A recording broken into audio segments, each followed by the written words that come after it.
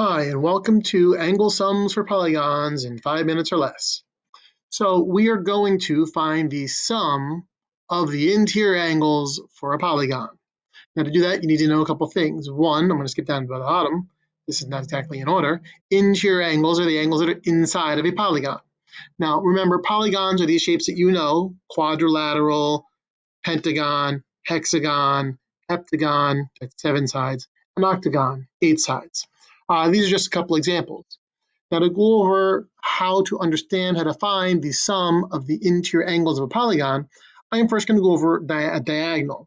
A diagonal from one vertex. So I pick one vertex, that's the point in each of these 5 polygons that I have here.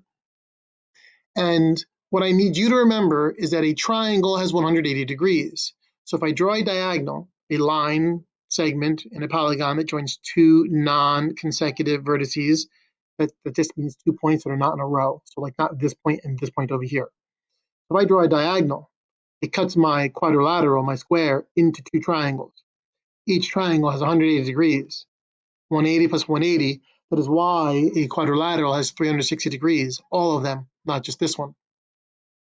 Pentagon, if I draw a diagonal there and I draw a diagonal there, and now I can't draw any more diagonals, it turns out there are 3 triangles at 180 degrees each. Take my hexagon and I draw a diagonal to each of the vertices that are not in a row, because that would give you a side. Turns out that my hexagon has 4 triangles at 180 degrees each. And that pattern continues. What I want you to notice, because math is really about finding patterns, if there are 4 sides, there are 2 triangles. There are 5 sides, there are 3 triangles. There are 6 sides, there are 4 triangles. The number of triangles is always 2 less than the number of sides. So our heptagon with 7 sides, well, 7 minus 2 is 5.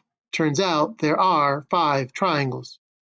Our octagon with 8 sides, I draw my diagonals, and it turns out 8 minus 2 is 6, and there are 6 triangles. So you just add 180 6 times to get the degree measure of all the degrees inside the octagon. Now, in math, when you see a pattern, you write a formula, so you don't have to keep redoing the pattern.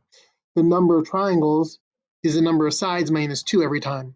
So to do this, formula will start with n minus 2.